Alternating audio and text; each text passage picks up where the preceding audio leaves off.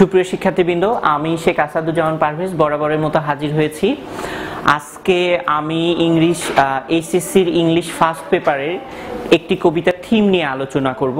তো আমি শুধু থিমগুলো যে অর্থ সহ লাইন বাই লাইন পড়িয়ে দিব সেরকম না, আমি তোমাদের ওই প্রথমে আগে গল্পটি লাইন বাই লাইন পড়িয়ে দিব বা কবিতাটি লাইন বাই লাইন অর্থ সহ বুঝিয়ে দিব, দেওয়ার পরে তা আমি থিমটি বোঝাবো। আচ্ছা, তো আমরা শুরু করি। আমরা আজকে যে কবিতার থিমটি নিয়ে আলোচনা করব সেই কবিতাটির নাম হচ্ছে স্কুল বয়, দ্য স্কুল বয়। এখানে একজন স্কুল গোয়িং ছেলের জীবনী নিয়ে, অর্থাৎ একজন যখন স্কুল বা কলেজ বা ইউনিভার্সিটিতে পড়ে তার জীবনটা কেমন থাকে এখানে মূলত সেই বিষয়গুলো ফুটিয়ে তুলে ধরা হয়েছে। আচ্ছা, তো আমরা শুরু করি। এই কবিতাটি মূলত লিখেছেন একজন কবি, ইংরেজ কবি, নাম হচ্ছে উইলিয়াম ব্লেক, বা অনেকে উইলিয়াম ব্ল্যাক বলে, যাই হোক উইলিয়াম ব্লেক, এনার নাম হচ্ছে উইলিয়াম ব্লেক। ইনি অত্যন্ত একজন ধার্মিক ধরনের কবি ছিলেন। তো আমরা শুরু করি। বলছে, I love to rise in a summer mourn. I love to rise in a summer morn. আমি কিছু কিছু ওয়ার্ডও লিখে দিব। এই যে মর্ন, MORN, মর্ন। এখন আমরা যেটাকে আরেকটা বিষয় বলে রাখি যে এখনকার বাংলা ভাষা যেমন 500-600 বছর আগেকার বাংলার সাথে অনেকটাই অমিল, ঠিক তেমন আগেকার ইংরেজির সাথে এখনকার ইংরেজি অনেকটাই অমিল। এখন আমরা যেটাকে মর্নিং বলি, আগে সেটাকে বলা হতো মর্ন। আচ্ছা, যাই হোক, I love to rise in a summer morn বলছে আমি গ্রীষ্মের সকালে উঠতে ভালোবাসি। When the birds sing on every tree, যখন পাখিরা গাছে গাছে বসে ডাকাডাকি করে বা গান গায়। তাহলে বলছে যে আমি গ্রীষ্মের সকালে উঠতে পছন্দ করি। কখন? যখন হচ্ছে পাখিরা গাছের ডালে বসে বা গাছে গাছে গান গায়। The distance হান্টসম্যান wind his horns, এবং সেই দূরের শিকারী কি করে? দূরের শিকারী হচ্ছে হর্ন বাজায়। উইন্ডস হিজ হর্ন, অর্থাৎ হর্ন বাজায়। এখানে বন্ধুরা উইন্ড শব্দটি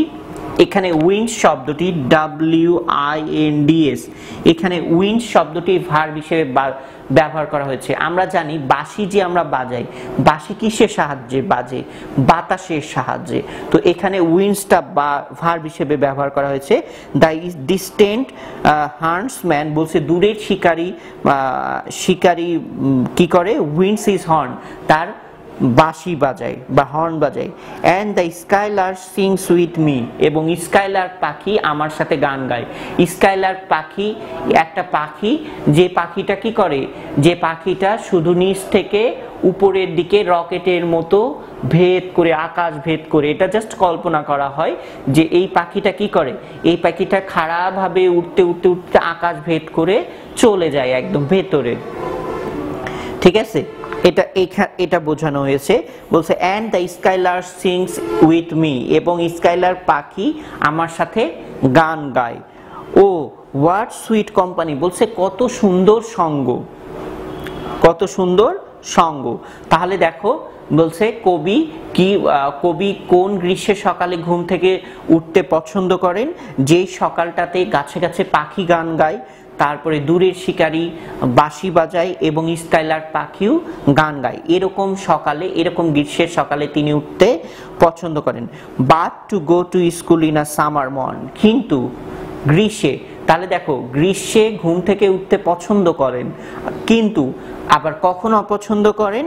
বলছে বাট টু, তিনি গ্রীষ্মের সকালে ঘুম থেকে উঠতে পছন্দ করেন বা গ্রীষ্মের সকালে কি কি কাজ করতে ভালোবাসেন সেটা বলছে। এরপরে বলছে কি ভালোবাসেন না, বলছে but to go to school in a summer mourn, কিন্তু এই যে গ্রীষ্মের সকালে বিদ্যালয়ে যাওয়া, ও ইট ড্রাইভস অল জয় অ্যাওয়ে, বলছে এই যে গ্রীষ্মের সকালে উঠে ঘুম থেকে উঠে স্কুলে যাওয়া, এটা আমার এই যে এত আনন্দ, একটু আগেই বললো, এই সকল আনন্দই তার কি করে নিয়ে যায়? আনন্দ ধূলিসাৎ করে দেয় বা আনন্দ নিয়ে চলে যায়, বা আনন্দ ড্রাইভস অ্যাওয়ে, সব আনন্দকে নিয়ে চলে যায় বা সব আনন্দকে ধ্বংস করে দেয়।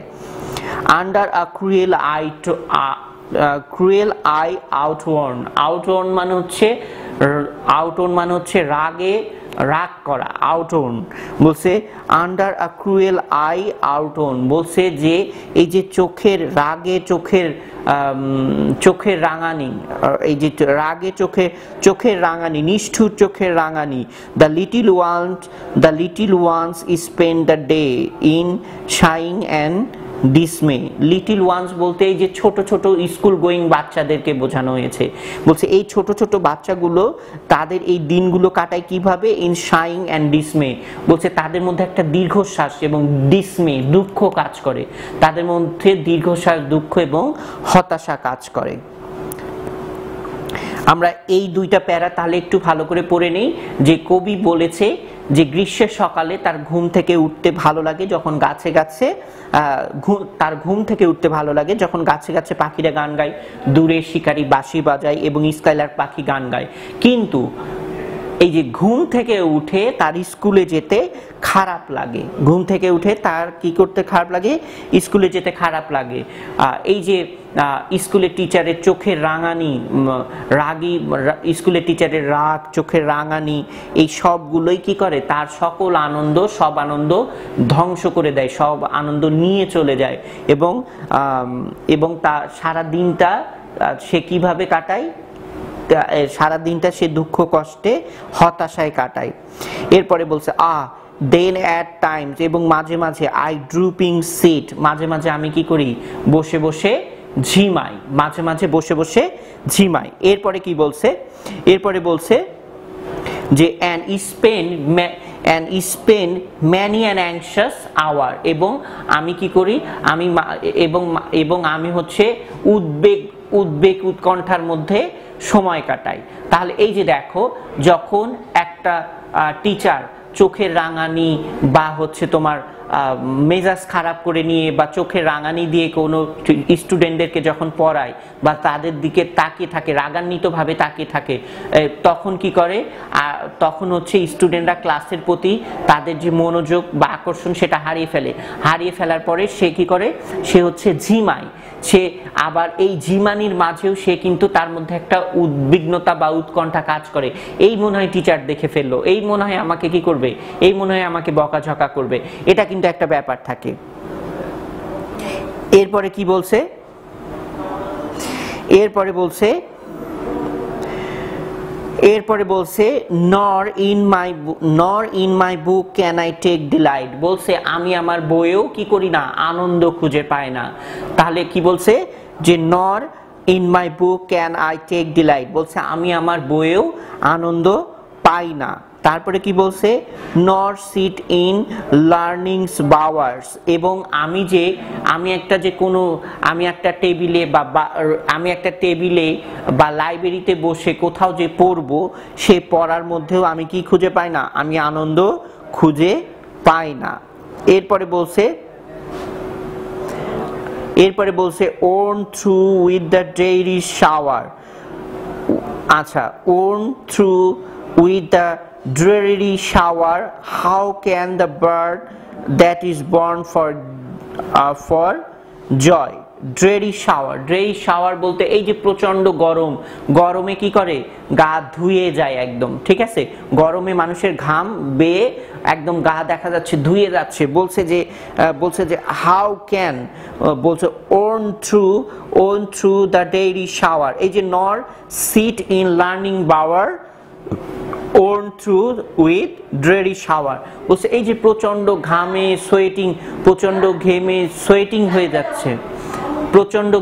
সোয়েটিং হয়ে যাচ্ছে, ঘাম ঝরছে, এরকম প্রচন্ড গরমে কিভাবে একজন স্টুডেন্ট কিভাবে তার পড়ায় মনোযোগ দিবে, এখানে সেটা বলছে। আবার বলছি যে বলছে nor sit in learning's bower own through the dreary hours, অর্থাৎ dreary shower, that means shower বলতে এখানে সোয়েটিং বোঝাচ্ছে। বলছে এই যে dreary মানে হচ্ছে ক্লান্তিকর বা প্রচন্ড গরম, বলছে এই যে প্রচন্ড গরমে সোয়েটিং হচ্ছে, গা ঘেমে যাচ্ছে, এরকম গা ঘামার মধ্যে একজন স্টুডেন্ট কিভাবে তার পড়ায় মনোযোগ দিবে, এই কিভাবে সে তার পড়ায় মনোযোগ দিবে বা সে তার পড়ায় মনোযোগ দিতে পারে না এরকম অবস্থায়। How can the bird that is born for joy sit in a cage and sing।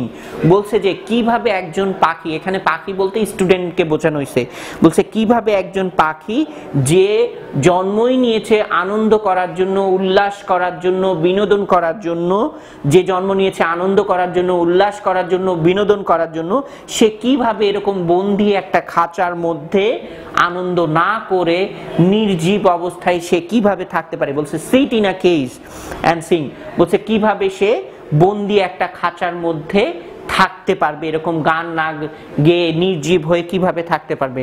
How can a child, কিভাবে একজন শিশু ওয়েন ফিয়ার্স অ্যানয়, বলছে যে কিভাবে একজন শিশু যখন কোনো কিছুর ভয় তাকে চোখ রাঙায়, যখন কোনো কিছুর ভয় তাকে চোখ রাঙায় কিভাবে, বাট ড্রুপ হিজ টেন্ডার উইং, কিন্তু সে কি করে, সে তার যে ছোট ছোট ডানা রয়েছে সেই ছোট ছোট ডানা সে কি করে, ডানা ঝাপটায়।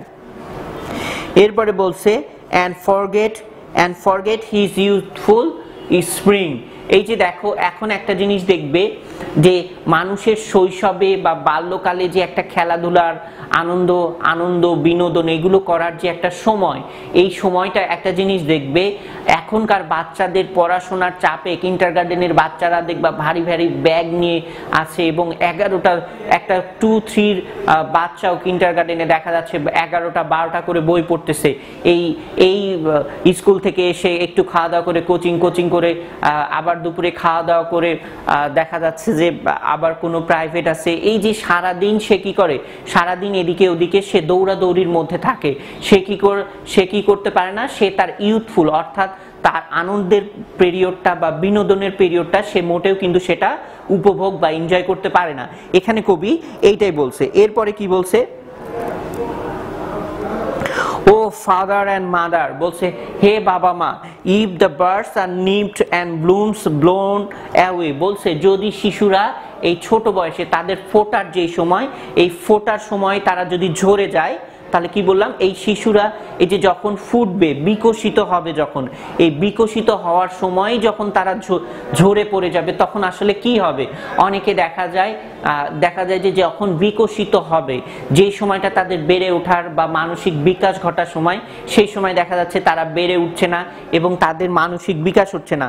বলছে এরকম যদি মানসিক বিকাশ না হয় তাহলে কি হবে।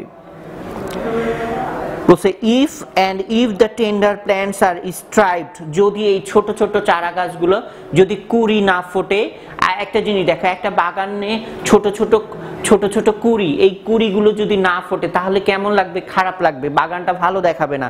আবার বলছে যে if the tender plants are stripped of their joy in the spring's day, অর্থাৎ এই ছোট বাচ্চারা যদি তাদের আনন্দ বা বিনোদনের সময়ে কি হয়ে যায়, আনন্দ বা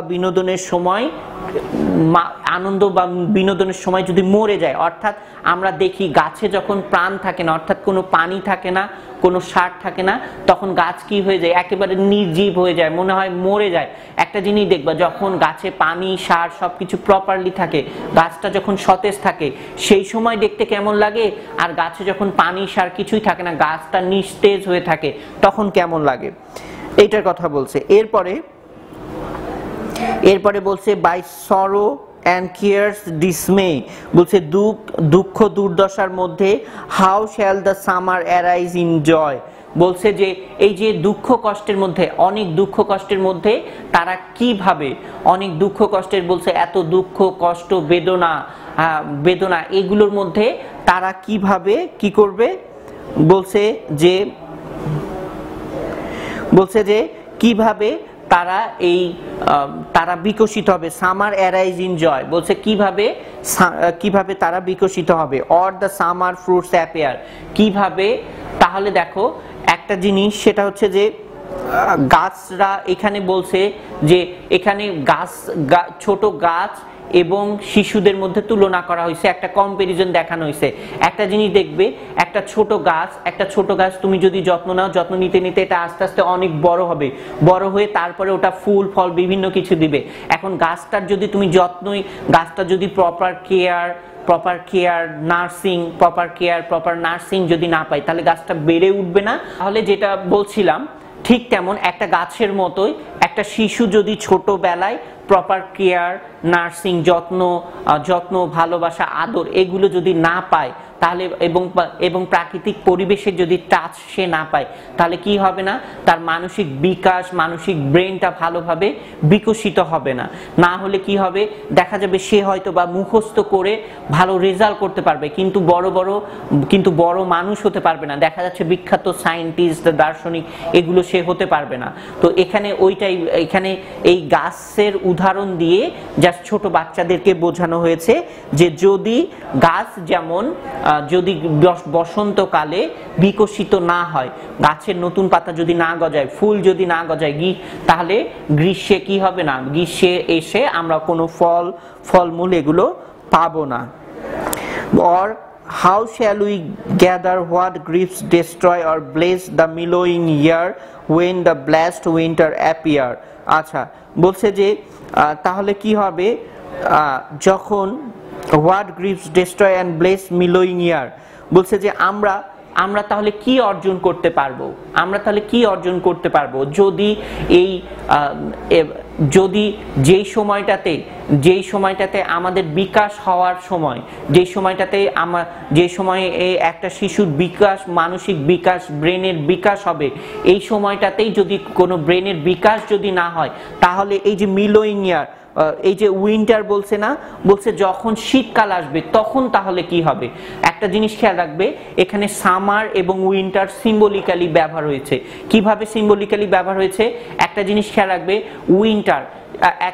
খেয়াল রাখবে, শীতকালে কিন্তু যে কোনো গাছের গ্রোথ, যেমন তোমার গ্রীষ্ম, বসন্ত এগুলোতে গাছের গ্রোথ যত দ্রুত হবে, শীতকালে কিন্তু খুব ধীরে ধীরে হয়। শীতকালে সবকিছু নির্জীব হয়ে পড়ে, মুমূর্ষু হয়ে পড়ে এবং সবকিছুর বিকাশ, গাছপালা এগুলোর বিকাশ কিন্তু কম হয়। বিশেষ করে আরো যেগুলো শীত প্রধান দেশ, এই শীত প্রধান দেশগুলোতে কিন্তু গাছ বা বিভিন্ন ফসল এগুলোতে, কারণ আমরা জানি শীত প্রধান দেশে তুষারপাতে সব গাছটা সবকিছু মাটি সব ঢেকে থাকে। এই ঢেকে থাকার ফলে কি হয়, ঢেকে থাকার ফলে বা মাটির ভেতর থেকে কিন্তু কোনো গাছ টাছ কিছু মানে মাটি ভেদ করে উপরে আসতে পারে না। তো এক কথায় এই শীতকালে যে শীত প্রধান দেশগুলোতে বিভিন্ন তুষার, বরফ এগুলো দিয়ে আচ্ছাদিত থাকে মাটিটা বা ঢাকা থাকে, তখন কিন্তু কোনো কিছুই জন্মায় না। সাধারণত বিদেশিরা কি করে, গ্রীষ্মকালে বা বসন্তকালে তাদের জমিতে যে ফসলগুলো হয় ওগুলোই তারা শীতকালের জন্য মজুত করে রাখে। এখন কবি যেটা বোঝাতে চাচ্ছে এটা দ্বারা বলছে গ্রীষ্মকালে এবং বসন্তকালেই যদি শিশুদের, বা এক কথায় যেই সময় অর্থাৎ কম বাল্য বয়সে বা কৈশোর এজে শিশুদের বিকশিত মানসিক, শারীরিক যে কোনো ব্রেন যে কোনো ক্ষেত্রে বিকশিত হওয়ার সঠিক সময়, বলছে এই সময়টা যদি না হয় তাহলে বড় হবে, যখন তারা অনেক ম্যাচিউরড হবে, তো ওই সময় বা তারা পূর্ণবয়স্ক হবে, সেই সময় তাদের এই মানসিক বিকাশটা তো হবে না। কারণ আমরা সবাই জানি যে একটা নির্দিষ্ট সময়ে এসে মানুষের তখন কিন্তু আর কি হয় না, মানসিক বিকাশ হয় না। ঠিক আছে, আচ্ছা আমরা কবিতাটা লাইন বাই লাইন পড়লাম, এরপরে আমরা থিমটা একটু দেখি। বলছে the poem the school boy was written by William Blake. বলছে দ্য স্কুল বয় কবিতাটা মূলত কে লিখেছেন, William Blake. It's a part of his songs of innocence published in 1789। বলছে এইটা হচ্ছে উইলিয়াম ব্লেকের যে সংস অফ ইনোসেন্স আছে, একটা কাব্যগ্রন্থ সংস অফ ইনোসেন্স, যেটা 1789 সালে প্রকাশিত হয়েছিল, এইটার একটা অংশ। ইন দ্য পোয়েম, এই কবিতায় the poet talks about a child, বলছে এই কবিতায় কবি একটা শিশুর কথা বলেছেন, that wakes up in the morning, যে হচ্ছে সকালে ঘুম থেকে উঠে, and all happiness he feels disappears, এবং তার সকল সুখ শান্তি, যেই সুখ শান্তিগুলো সে কি করে, অনুভব করে, এগুলো কখন অদৃশ্য হয়ে যায়, হারিয়ে যায় কখন, বলছে ডিসঅ্যাপিয়ার্স হোয়েন হি রিয়ালাইজেস, বলছে তখনই হারিয়ে যায় যখন সে উপলব্ধি করে that he has to go to school, তাকে কি করতে হবে, স্কুলে যেতে হবে, এরকম। এরপরে বলছে the main theme is the sorrow that boy feels having to go to school when he wants to enjoy summer। বলছে যে এই কবিতায় মূলত কি বোঝানো হয়েছে, যে এই কবিতার বা মূল বিষয়বস্তু হচ্ছে একজন স্কুল গোয়িং ছেলে দুঃখ কষ্ট যেটা সে অনুভব করে কখন, যখন সে সকালে উঠে ভাবে যে আমাকে এখন কি করতে হবে, এই যে এত কিছু সকালের পাখিরা গাছে গাছে বসে পাখিরা গান গাচ্ছে, দূরের শিকারী হর্নস বাজাচ্ছে, এইগুলো যখন সে বুঝতে পারে যে এই এনজয়গুলো কি করতে পারে, এই আনন্দগুলো সে উপভোগ করতে পারবে না, এটা যখন সে বুঝতে পারে তখন সে কি করে, দুঃখ অনুভব করে। He has the obligation to go to a close space. বলছে যে একটি ক্লোজ স্পেস, বলছে একটি আবদ্ধ জায়গায় যাওয়ার ক্ষেত্রেও তার বাধ্যবাধকতা রয়েছে। The freedom that it represent for the boy and operation of the class. এবং এই যে একটা যে স্কুল গোয়িং একটা ছেলেকে দেখানো হয়েছে, এই ছেলেটা মূলত কিসের প্রতিনিধিত্ব করতেছে, এই যে স্কুল গোয়িং ছেলের যারা আছে বা স্কুলে পড়ুয়া ছেলেদের উপর টিচার বা একটা নির্দিষ্ট গোষ্ঠীর যে নির্যাতন নিপীড়ন চোখ রাঙানি সেগুলো এখানে উপস্থাপন করা হয়েছে। This repression is also represented by a boy's parents। বলছে এবং এই রিপ্রেশন বা অত্যাচার বা নির্যাতন কি তার বাবা মাও করে থাকে। And the word I is quite present in the poem and refers to Blake himself। এবং এই কবিতায় যে I ওয়ার্ডটি রয়েছে, এই I ওয়ার্ডটি কি করে, উইলিয়াম ব্লেককেই নির্দেশ করে। William Blake when he wrote the poem as an adult, যখন উইলিয়াম ব্লেক কি করেছিলেন, পূর্ণবয়স্ক অবস্থায় যখন এই কবিতাটি লিখেছিলেন, he still remembered an experience of his childhood, যে তখনও তিনি কি করতে পারতেন, তার শৈশবের অভিজ্ঞতার কথা মনে করতে পারতেন। He wrote the poem from a child's viewpoint। তিনি একজন শিশুর দৃষ্টিকোণ থেকে এই কবিতাটি লিখেছেন। He wrote the child feelings in a summer morning। বলছে তিনি কি করেছিলেন, তিনি গ্রীষ্মের সকালে একজন শিশুর যে ফিলিংস বা অনুভূতি, সেই অনুভূতি তিনি উপস্থাপন করেছেন। and in a way, এবং একইভাবে he complained to his parents, এবং তিনি তার বাবা মার কাছে কমপ্লেইন করেছেন, অভিযোগ করেছেন। মেবি সম্ভবত now he as an adult has the voice। বলছে সম্ভবত এখন একজন অ্যাডাল্ট বা প্রাপ্তবয়স্ক হিসেবে তার কি রয়েছে, তার এই কথা বলার অধিকার রয়েছে। and he uses it, এবং তিনি এটা ব্যবহার করেছেন। কারণ if you are a child everybody ignores you। বলছে যদি তুমি একজন শিশু হও সবাই তোমাকে কি করে, সবাই তোমাকে অবজ্ঞা করে বা ঘৃণা করে এই কারণে। আচ্ছা বন্ধুরা, এটি একটি চমৎকার কবিতা। এটি উইলিয়াম ব্লেকের, আমি যেটা বললাম দ্য স্কুল বয় উইলিয়াম ব্লেকের সংস অফ ইনোসেন্স। আচ্ছা তার আগে বলে দেই, আমরা যখন অনার্সে এই কবিতা উইলিয়াম ব্লেকের সংস অফ ইনোসেন্স কবিতাগুলো পড়েছিলাম, ওনার সব কবিতাগুলোতেই হচ্ছে তোমার এই সংস অফ ইনোসেন্স বা এই সব কবিতাগুলোতেই এই যে ছোট ছোট শিশু বাচ্চাদের এরকম কিছু বিষয় নিয়ে আলোচনা করা হয়েছে, সংস অফ ইনোসেন্স। আর সংস অফ এক্সপেরিয়েন্সে ওনাদের মানে যত অ্যাডাল্ট মানুষ, এরকম অ্যাডাল্ট মানুষের বিভিন্ন বিষয় নিয়ে আলোচনা করা হয়েছে। তো আসলে এখানে কবি মূলত এই যে স্কুল লাইফ, আমাদের যে এডুকেটিং সিস্টেম, এই এডুকেটিং সিস্টেমকে এই কবিতার মাধ্যমে কবি একদিক দিয়ে আমাদের যে এডুকেটিং সিস্টেমকে কি করেছেন, এই এডুকেটিং সিস্টেমের সমালোচনা করেছেন এবং এই ফল্টি বা ত্রুটিপূর্ণ শিক্ষা ব্যবস্থার মধ্যে পড়ে যে অনেক শিশুরা কত অত্যাচারিত হচ্ছে, নিষ্পেষিত হচ্ছে এবং তারা তাদের মানসিক বিকাশ যে কতটা বাধাগ্রস্ত হচ্ছে, এই বিষয়গুলো নিয়ে আসলে তিনি আলোচনা করেছেন।